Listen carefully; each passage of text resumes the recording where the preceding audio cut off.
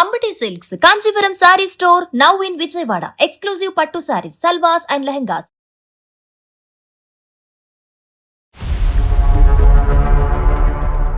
Sudden గా call చేసి నేను ఆ అబ్బాయితో వెళ్ళిపోతున్నాను, నువ్వు తప్ప నాకు ఎవరు లేరు, సూసైడ్ లెటర్ లో నీ పేరు రాసి చచ్చిపోతాను అని నన్ను బ్లాక్ మెయిల్ చేశాను. ఏంటమ్మా నువ్వు తప్ప ఎవరు లేరు ప్రపంచంలో సంతకం పెట్టడానికి? ఆల్మోస్ట్ నా లైఫ్ ఎండ్ అయ్యే సిచ్యువేషన్ లో ఉన్నా madam. There is no reason to use the word death అమ్మా. అంత పెద్ద మాట మాట్లాడే ముందు నీ వయసు ఎంతమ్మా? 19 years. 19 yearsకే 90 అనుకుంటున్నావా నువ్వు? ఏం నీ అంబిషన్ ఏంటి లైఫ్లో? ఏం చేయాలనుకుంటున్నారు? సాక్షి సంతకాలు పెట్టడం. ఎవరు నాతో ఇంట్లో మాట్లాడని కూడా మాట్లాడలేదు సార్. ఏది ఈ దెబ్బకే?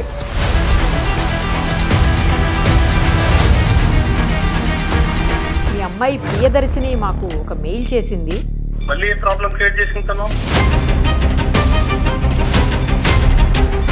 ప్రాబ్లం ఎక్కడి దాకా తీసుకొచ్చిందంటే ఊర్లో ప్రతి ఒక్కరు అమ్మాయి ఏదో లవ్ అయిపోయి ఉందంట అని తన గురించే బ్యాడ్ గా మాట్లాడే కాడికి తెచ్చుకుని పెడతాం. ఈ రోజు లోకం 10 మంది ఏంటి, 100 మంది ఏంటి, 1000 మంది ఏంటంటే నిలబడితే కనుక మీరేంటారా మా అమ్మాయి గురించి మాట్లాడేది అని చెప్పగలిగేటటువంటి దమ్ము ధైర్యం మీకు లేదా? ఎప్పుడైనా మీ కల్లో అయినా కూడా మీ అమ్మాయికి 19-20 సంవత్సరాలకి పెళ్లి చేస్తారని మీరు ఎప్పుడన్నా అనుకున్నారా? అనుకోలేదు సార్, కానీ ఇలాంటి ప్రాబ్లం వస్తుందని కూడా అనుకోలేదు కదా సార్. ప్లీజ్ నాన్న, ఒక్కసారి నాకు ఛాన్స్ ఇచ్చి చూడండి నాన్న, ప్లీజ్. అమ్మ చదువుకోండి అమ్మా ఫస్ట్.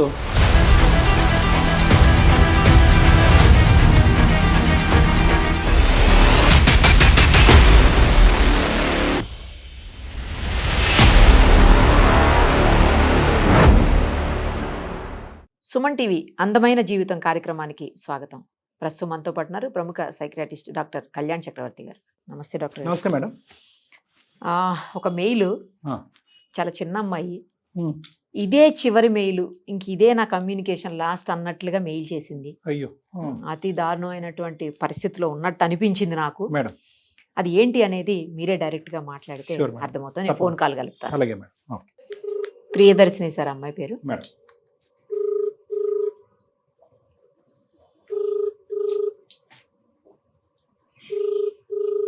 హలో. హలో, ప్రియదర్శిని అండి?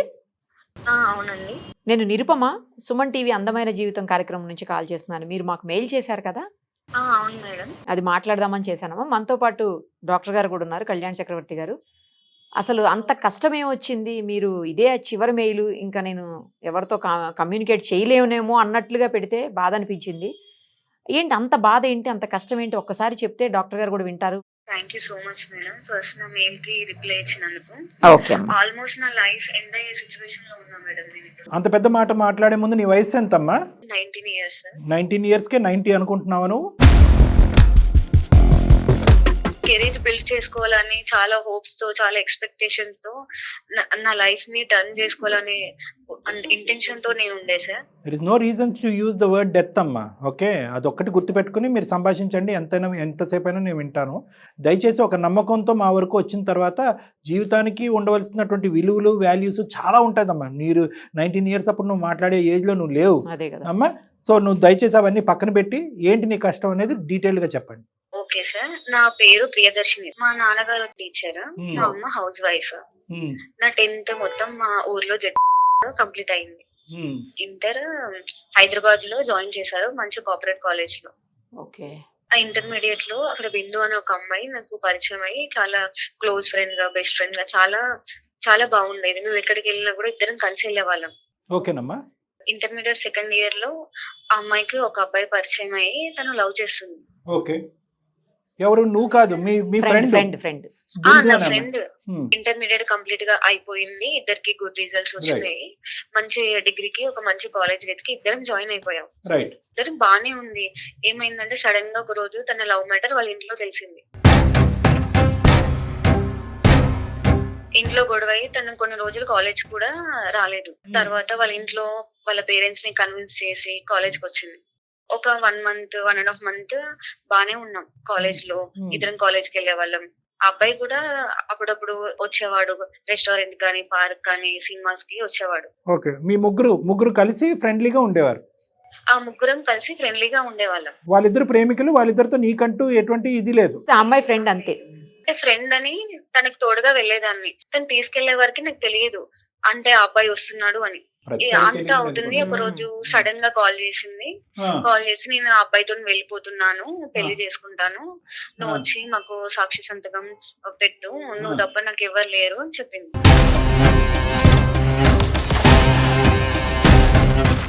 ఈ వయసులో ఏంటి మీరు పెట్టే సంతకాలు ఏంటి? సర్లేండి. లేదు నేను రాలేను, మా ఫాదర్ అస్సలు ఒప్పుకోరు, నన్ను చంపేస్తాడు, నేను అసలు ఈ విషయంలో నీకు హెల్ప్ చేయలేను అని చెప్పేసాను తనకి. ఓకే, సో ఫ్రెండ్షిప్ అయితే ఉంటుంది కానీ సంతకాలు గింతకాలు పెట్టను అని చెప్పేసావు. చెప్పేశాను. Okay, nice. తను ఆ టైంలో నాకు నువ్వు తప్ప ఎవ్వరు లేరు, నేను ఆ అబ్బాయిని పెళ్లి చేసుకుంటాను, ఆ అబ్బాయి లేకుండా ఉండలేను, చచ్చిపోతాను అని ఎమోషనల్ గా నన్ను బ్లాక్మెయిల్ చేసింది. సూసైడ్ చేసుకుంటాను, సూసైడ్ లెటర్ లో నీ పేరు రాసి చచ్చిపోతాను అని నన్ను బ్లాక్మెయిల్ చేసింది. ఏంటమ్మా నువ్వు తప్ప ఎవరు లేరు ప్రపంచంలో సంతకం పెట్టడానికి, అయినా కానీ నువ్వు సంతకం పెట్టకపోతే ఆమె చచ్చిపోవటం. నాకేం చేయాలో అర్థం కాలేదు ఆ సిచ్యువేషన్ లో. సర్లే తన ఏజ్ కూడా 18+ కదా అని నేను సైన్ చేయడానికి ఒప్పుకున్నాను. నువ్వు సంతకం పెట్టావమ్మా? పెట్టాను సార్. ఓకే. తన మ్యారేజ్ కి నేను ఆ అబ్బాయి తరపున ఒక 2 ఫ్రెండ్స్ వచ్చారు. ఆ మ్యారేజ్ కంప్లీట్ అయింది, వాళ్ళు నన్ను హాస్టల్ దగ్గర దింపేసినారు సార్. మరి ఇష్యూ ఏంటమ్మా?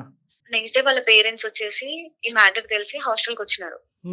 మొత్తం గొడవ చేసినారు, ఇంత జరుగుతుంటే నాకేం చెప్పరా అని అడుగుతున్నారు. ఈ మ్యాటర్ అంతా కాలేజ్ దాకా వెళ్ళిపోయింది. కాలేజ్ దగ్గర మా నాన్నగారి నెంబర్ తీసుకున్నారు, డైరెక్ట్ మా ఇంటికి వెళ్ళి గొడవ చేసినారు, మా ఊర్లోకి వెళ్ళి.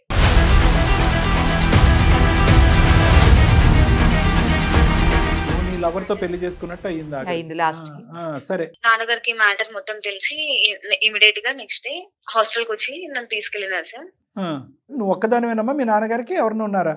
నేను ఒక్కదాన్ని, అమ్మాయిని, అమ్మ, నేను, నాన్నగారు. ఓకే, నాన్నగారు ఏం చేస్తూ ఉంటారమ్మా? స్కూల్ టీచర్ అని చెప్పి. టీచరా? మా డాడీది వచ్చేసి ఫ్యామిలీ బ్యాక్గ్రౌండ్ చాలా పూర్ ఫ్యామిలీ సార్. తను చాలా కష్టపడి జాబ్ తెచ్చుకొని మరి మా అమ్మని పెళ్లి చేసుకున్నారు. నా కూతురికి ఏ కష్టం రాకూడదని చిన్నప్పటి నుంచి నన్ను చాలా బాగా చూసుకున్నారు. ఏంటి అంబిషన్ ఏంటి లైఫ్ లో? ఏం చేయాలనుకుంటున్నారు? సాక్షి సంతకాలు పెట్టడం? నేను చదువుకుంటూ సివిల్స్ కి ఇట్లా ప్రిపేర్ అవుతున్నా సార్. ఓకే, యూపీఎస్సీ రాయాలని ఉద్దేశం. ఈ టైంలో నాకు ఇలాంటి ప్రాబ్లమ్ ని ఫేస్ చేస్తున్నాను.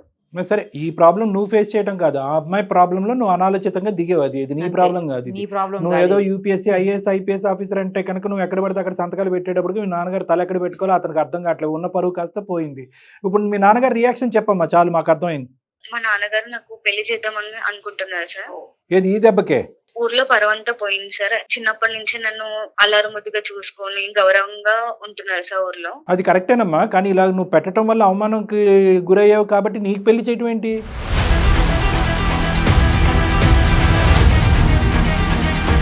అంటే ఊర్లో ఏమైందంటే సార్, ఇప్పుడు ఆ అమ్మాయి పెళ్లి చేసుకున్న అమ్మాయి కూడా ఎవరో ఒకరు ఉంటారు సిటీకి వెళ్ళింది అని ఒక మైండ్ సెట్ లో ఉన్నారు సార్. సో ఆ అమ్మాయి అలా ఆలోచించింది, ఆ అమ్మాయి స్టెప్ వేసింది కాబట్టి గురుగారు మీ అమ్మాయిని జాగ్రత్త అనేటప్పటికి మీ నాన్నగారు భయపడి చదువు అంతా ఆపేసి పెళ్లి చేయాలనుకుంటున్నారు. అవును సార్. ఎవరు నాతో ఇంట్లో మాట్లాడని కూడా మాట్లాడట్లేదు సార్. నాకు పెళ్ళొద్ది ఎంత చెప్పినా కూడా వినట్లేదు సార్. పెళ్లి ఇష్టం లేదు, బాగా ప్లస్ ఏజ్ కూడా కదా మేడం, 19 years చదువుకోవాలని అనుకుంటున్నాం. జస్ట్ ఒక తప్పు. అవును సార్. తప్పు అని కూడా మనం అనలేండి. నీ ఫ్రెండ్ ని కాపాడుకోవాలి, అమ్మాయి సూసైడ్ చేసుకుంటుంది కాబట్టి ఆ ఫ్రెండ్షిప్ ని ఆ ప్రేమను కాపాడుకోవటం గురించి మీరు వెనక ముందు ఆలోచించుకుంటే నాన్నగారు ఎలా రియాక్ట్ అవుతారని చూడకుండా. ఎందుకంటే నువ్వు సంతకం పెట్టావంటే వాళ్ళు రిజిస్టర్ ఆఫీస్కి వెళ్ళి ఎవరెవరు సంతకాలు పెట్టారని అంటారు. వాళ్ళిద్దరు పెళ్లి అయిపోయింది, వీళ్ళు చేయడానికి ఏమీ లేదు. ఆ తల్లిదండ్రులు వాళ్ళు వచ్చి నీ మీద దుంకారు. ఇప్పుడు ఏంటంటే వాళ్ళ కసి కోపం అంతా కూడా అక్కడ తీర్చుకోలేక నీ మీద తీర్చుకుంటున్నారు. ఇప్పుడు అది కాస్త మీ నాన్నగారి వరకు చేరి పెళ్లి వరకు వచ్చింది. అమ్మ ఉద్దేశం కూడా అదేనా? అవును సార్. ఇప్పుడు వాళ్ళంతా బానే ఉన్నారు సార్, నా లైఫ్ మాత్రమే కొలాప్స్ అయింది. మా అమ్మ ఏమో నేను డాక్టర్ అవ్వాలి అనుకుంది, నాన్నగారేమో ఐఏఎస్ ఐపీఎస్ అవ్వాలని చాలా డ్రీమ్స్ పెట్టుకున్నారు సార్ నా మీద. ఇప్పుడు నాకు ఏం చేయాలో తెలియని సిచ్యువేషన్ లో చాలా డిప్రెషన్ లోకి వెళ్ళిపోయాను సార్. ఇలా మీ త్రూ అయినా కాంటాక్ట్ అయ్యి మా నాన్నగారిని కన్విన్స్ చేస్తారని హోప్స్ తో ఉన్నాను సార్. సో 2 things అమ్మ. ఒకటైతే ఇదే ఫస్ట్ అండ్ లాస్ట్ మిస్టేక్, ఇంకేం చేయలేదు. రెండోది ఏంటంటే కనుక అమ్మా నాన్న కూడా ఇద్దరు కూడా పెళ్లి చేయాలని డిసైడ్ అయిపోయారు. పోనీ ఏ విధంగా నీ తప్పుని సరిదిద్దుకుంటే కనుక పెళ్ళి అనేటటువంటి విషయాన్ని పక్కన పెట్టి మళ్ళీ చదువుకొని ఇస్తారు అడిగావా? ఒక అవకాశాన్ని కానీ ఒక ఏమైనా అడిగావా, నువ్వు రిక్వెస్ట్ చేసావా? చాలా రిక్వెస్ట్ అన్ని చేశాను రిక్వెస్ట్లు సార్, అయిపోయినాయి. కానీ వినట్లేదు సార్. నాన్నగారు ఉన్నారమ్మా, పక్కన ఉన్నారా? ఫోన్ కలుపుతావా? స్కూల్ కి వెళ్ళినారు, మాట్లాడేంత ధైర్యం లేదు సార్. మీరే కాల్ చేయండి సార్. మేమే కాల్ చేయాలా? సరే, మేము కాల్ చేసి నీకు కలుపుతామమ్మా. ఒక 2 నిమిషాలు లైన్లో ఉండండి. నంబర్ చెప్పండి అమ్మా ఒకసారి.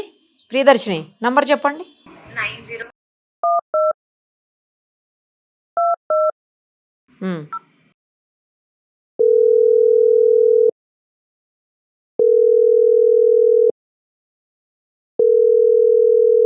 హలో, హలో, రఘు గారేనా అండి? ఎవరు? నేను నిరుపమ అండి, సుమన్ టీవీ అందమైన జీవితం కార్యక్రమం నుంచి మాట్లాడుతున్నాను. నాతో పాటు డాక్టర్ కళ్యాణ్ చక్రవర్తి గారు కూడా ఉన్నారు. మీ అమ్మాయి ప్రియదర్శిని మాకు ఒక మెయిల్ చేసింది. మళ్ళీ ఏ ప్రాబ్లం క్రియేట్ చేసింది తను? అయ్యో, ఏ ప్రాబ్లం క్రియేట్ చేయలేదండి, ఉన్న ప్రాబ్లమ్ని సాల్వ్ చేయమని చెప్పి మమ్మల్ని రిక్వెస్ట్ చేస్తూ మెయిల్ పెట్టింది. ఆ, ఒక్కసారి మాట్లాడదామండి, డాక్టర్ గారు కూడా మీతో మాట్లాడతారు. చెప్పండి సార్ నమస్తే. సార్. నమస్తే సార్. మరి పర్లేదా? ఒక 2 నిమిషాలు మాట్లాడచ్చా? వ్యవధి ఉందా? పర్లేదు సార్, ఇది లంచ్ టైమే, కానీ చెప్పండి సార్. అబ్బా, సంతోషం అండి మీరు ఆ విధంగా అంగీకరించినందుకు. ఏం లేదండి, పాప మెయిల్ పెట్టింది. అమ్మాయి చెప్పండి సార్.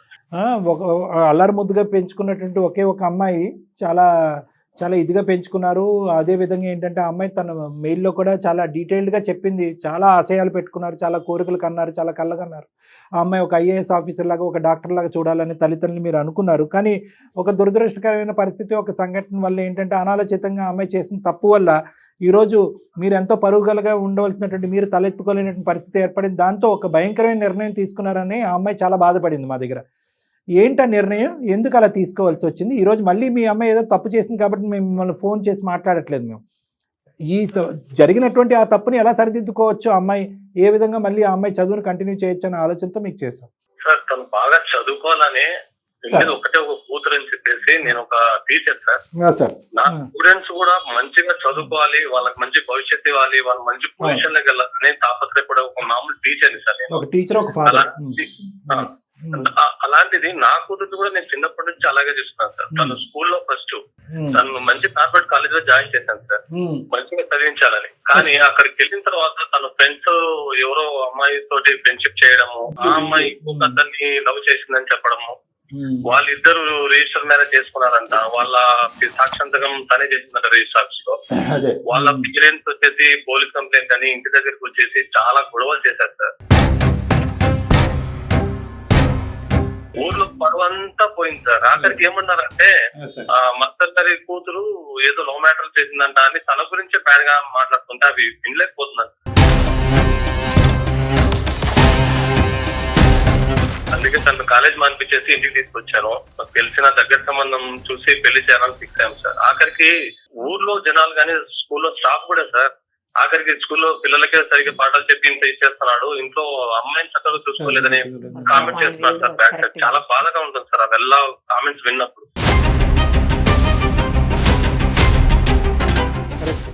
కరెక్టే. మేము ఏమి అనలేము, ఆ విషయం గురించి ఏమనలేము.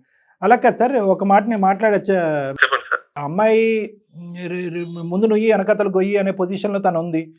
అది తప్పుగా అనుకుంటే తప్పే, ఘోరం తప్పు చేయకూడనటువంటి నేరం అనుకుంటే నేరమే. ఎందుకంటే ప్రాణ స్నేహితురాలు, ఇద్దరు కలిసిమెలిసి పెరిగారు, ఒకే కంచం ఒకే మంచం అన్నట్టుగా చాలా చక్కగా ఉండేటటువంటి వాళ్ళిద్దరిని ఆ అమ్మాయి మీద ఎంత అయితే కనుక మీకు ఒక ఫీలింగ్ ఉందో అదే విధంగా మీ కూతురు మీద కూడా అంతే పాజిటివిటీ ఉంది అనేది ఆ అమ్మాయి మాటలో మాకు వినిపించింది. కానీ అదే అమ్మాయి వచ్చి ఈరోజు నువ్వెంతో నాకు ప్రేమించినటువంటి అబ్బాయి అంతే, ఆ అబ్బాయి ప్రేమ లేకుండా నేను బ్రతకలేని చచ్చిపోతాను అనేటటువంటి ఒక థ్రెట్ ఇచ్చేటప్పటికి ఈ అమ్మాయి ఏం వెంటనే ఒప్పుకోలేదండి. అది కూడా మీరు దయచేసి పెద్ద మనుషులుగా అర్థం చేసుకోవాలి. చాలా ఒత్తిడికి లోనైంది. చాలా ఒత్తిడికి లోనవటం వల్ల ఫైనల్గా ఇంక దిక్కుతోచనటువంటి పరిస్థితిలో స్నేహితురాల యొక్క ప్రాణాలు కాపాడాలని చెప్పి పెట్టినటువంటి సంతకమే కానీ ఇదే ఆనవాయితీ ఇదే పద్ధతిగా లాస్ట్ 5-6 years బట్టి దగ్గరుండి రిజిస్టర్ మ్యారేజ్లు ఏమి మీ అమ్మాయి చేయట్లేదు. ఆ విషయం కూడా మీరు ఒకసారి ఆలోచించాలి సార్. తను ఫస్ట్ రోజే ఇలాంటి సిచ్యువేషన్ ఉంది అని చెప్పింటే దాన్ని ఏదో రకంగా సాల్వ్ చేయాలి. పాయింట్ అదే డిక్లేర్ చేయలేదు అమ్మాయి, చెప్పలేకపోయింది, భయపడింది. నాకు చెప్పింటే సార్ నేను ఏదో ఒకటి కన్విన్స్ చేస్తా, ఏదో ఒకటి మార్చో, లేకపోతే ఆ కాలేజ్ మార్చో, లేకపోతే తనకు ఏదైనా సర్ది చెప్పో, వేరే కాలేజీలో జాయిన్ చేయడము, అలాంటి ఫ్రెండ్స్ కు దూరంగా ఉండమని చెప్పడం, ఏదో ఒకటి చేసేవాడిని సార్. కాకపోతే ప్రాబ్లం ఎక్కడి దాకా తీసుకొచ్చిందంటే ఊర్లో ప్రతి ఒక్కరు అమ్మాయి ఏదో లవ్ అఫైర్ ఉందంట అని తన గురించే బ్యాడ్ గా మాట్లాడే కాడికి తెచ్చుకుంది సార్ తను.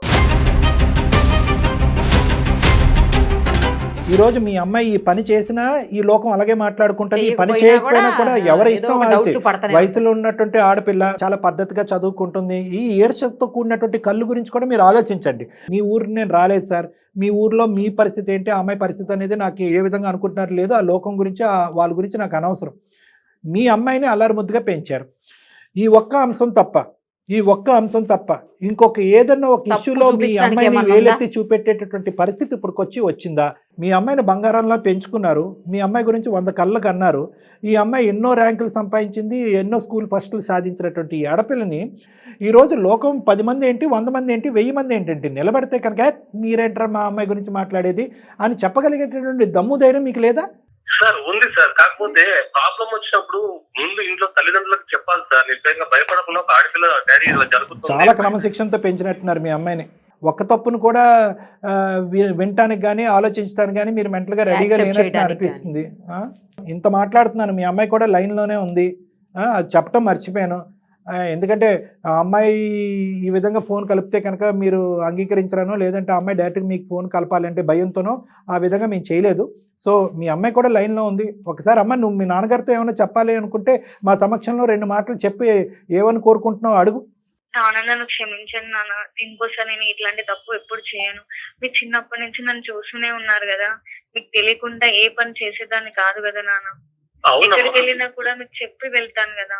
ఇప్పుడు ఎప్పటికి వెళ్ళినా చెప్పే వెళ్తావు, ఏ ప్రాబ్లం తీసుకురావని నీ మీద నమ్మకంతోనే కదా హైదరాబాద్ కార్పొరేట్ జాయిన్ చేసింది. ఆ ప్రాబ్లం వచ్చినప్పుడు నాకు ముందే ఎందుకు చెప్పలేదు? ఇంత వచ్చావు, ఇన్ని గొడవలు చేశావు, ఊర్లో పరువంతా పోయింది. రేపు పొద్దున నిన్ను నమ్మి నేను ఇంకో స్టెప్ ముందరికి వచ్చిన తర్వాత నువ్వు నీ వల్ల ఇంకో ప్రాబ్లం వస్తే ఏం చేయాలి? నాన్న తను చచ్చిపోతా అని నన్ను బ్లాక్ మెయిల్ చేసింది నాన్న, అందుకే నేను సంతకం పెట్టాల్సి వచ్చింది. అవునమ్మా, రేపు పొద్దున ఇంకొకటి వచ్చేసి ఇంకో బ్లాక్ మెయిల్ చేస్తానమ్మా. అప్పుడు కూడా పరిస్థితి నేనే కాబట్టి మా చెప్పడం దాచేసి అలాగే చేస్తే రేపు మా పరిస్థితి ఏంటమ్మా? తెలియకుండా నేను ఏం చేయను నాన్న.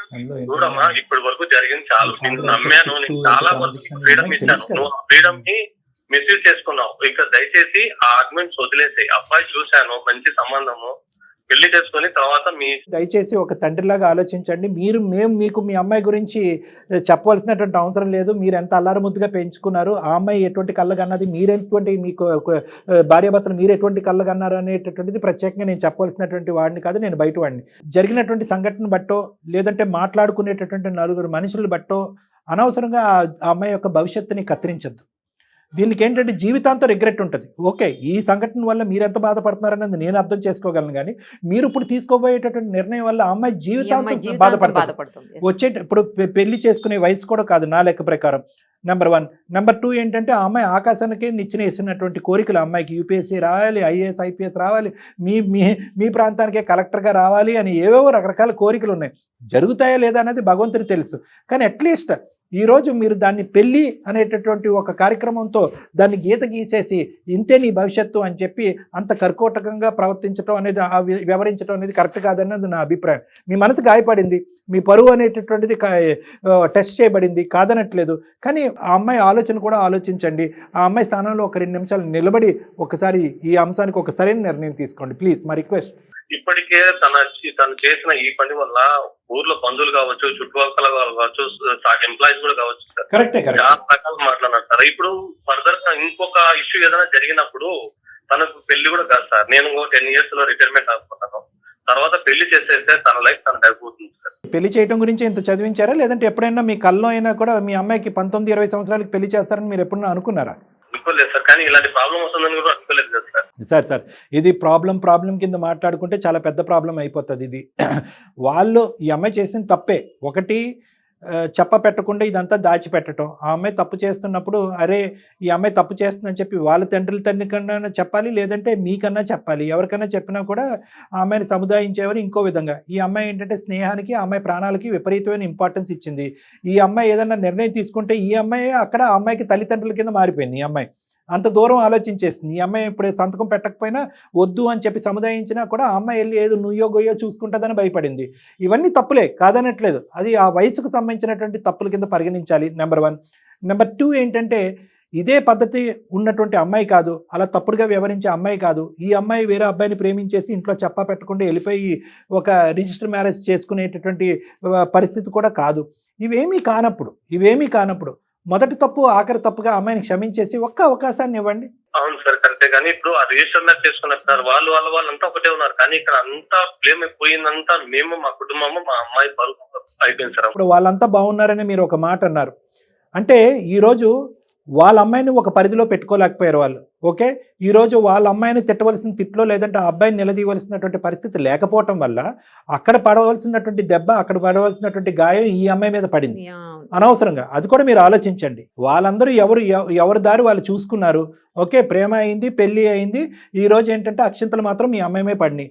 సో ఇటువంటి పరిస్థితుల్లో ఒక తండ్రిగా ఆ అమ్మాయి విన్నట్టుండి మొత్తం సమాజం ఊరు అంతా కూడా ఒక విధంగా మాట్లాడి, అదిగో ఆ అమ్మాయి క్యారెక్టర్ ఇలా ఉంది అని మాట్లాడి, అదిగో రఘు నువ్వు చదువు ఆపించేసి మీ అమ్మాయిని ఇంట్లో పెట్టుకో, ఆ అమ్మాయికి కూడా ఒక స్టోరీ నడుస్తుంది అనే విధంగా మాట్లాడితే ఈరోజు చేదోడు వాదోడుగా మీ అమ్మాయికి విన్నట్టు మీరు నిలబడాలి.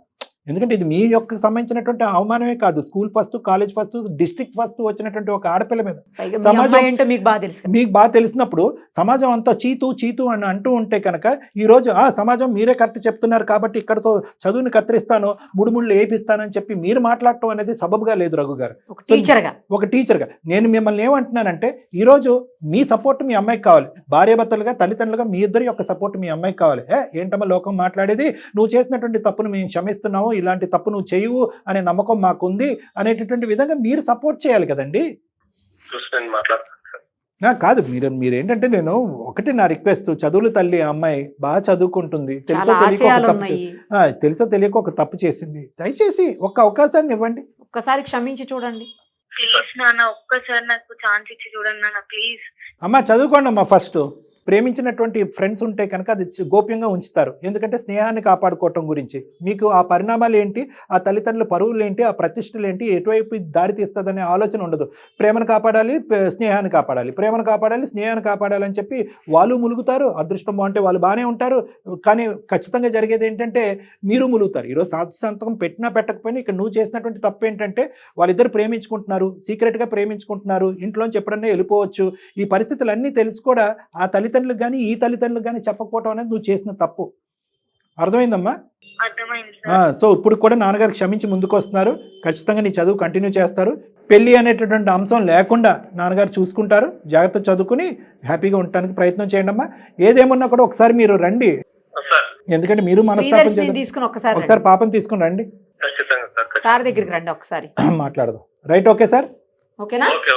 Thank you very much sir, మా నాన్నగారిని కన్విన్స్ చేస్తున్నందుకు. ఓకేనా? రైట్ అమ్మా, టేక్ కేర్. ఒక అమ్మాయి ఆశయం సార్, ఒక అమ్మాయి జీవితం, భవిష్యత్తు అన్ని రోజు కాపాడినటువంటి పరిస్థితి మీరు. Thank you, really thank you sir, thank you so much.